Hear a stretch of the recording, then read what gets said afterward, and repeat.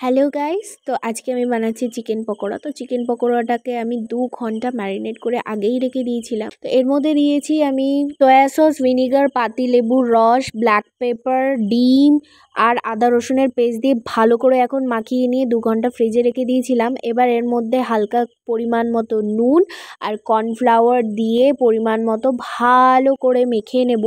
তোমরা চাইলে এর মধ্যে বেসনও অ্যাড করতে পারো, তাতে ফ্লেভার আরও বেশি টেস্ট হবে। কিন্তু আজকে আমি এই চিকেন পকোড়াটা ব্রেড ক্রাম্বস দিয়ে বানাবো। অনেক দিন ধরে ইচ্ছে ছিল যে চিকেনের কাটলেট খাবো বানিয়ে, তবে বাবা ভুল করে চিকেনের পিসগুলো পকোড়ার সাইজের মতো করে এনেছিল। বাট ঠিক আছে, কোনো ব্যাপার না। এবার চিকেনগুলোকে ভালোভাবে ব্রেড ক্রাম্বসে কোটিং করে নিয়ে 2-3 বার 15 মিনিটের জন্য ফ্রিজে রেখে দিয়েছিলাম, যাতে ব্রেড ক্রাম্বসগুলো কড়াইতে দেওয়ার সাথে সাথে ছড়িয়ে না যায়। এবার কড়াইয়ে তেলটা গরম হয়ে গেলে চিকেনের পিসগুলো এক এক করে দিয়ে লো ফ্লেমে আস্তে আস্তে করে ভাজতে থাকবো, যাতে একদম মুচমুচে আর ক্রাঞ্চি হয়। সত্যি কথা বলতে এই চিকেনের ফ্লেভারটা জাস্ট লাগছিল পুরো কেএফসির মতো। মনে হচ্ছিল কেএফসি থেকেই আনা, একদম ক্রাঞ্চি বাইরের থেকে আর ভিতরে একদম জুসি আর ফ্লেভারফুল। কেমন লাগলো?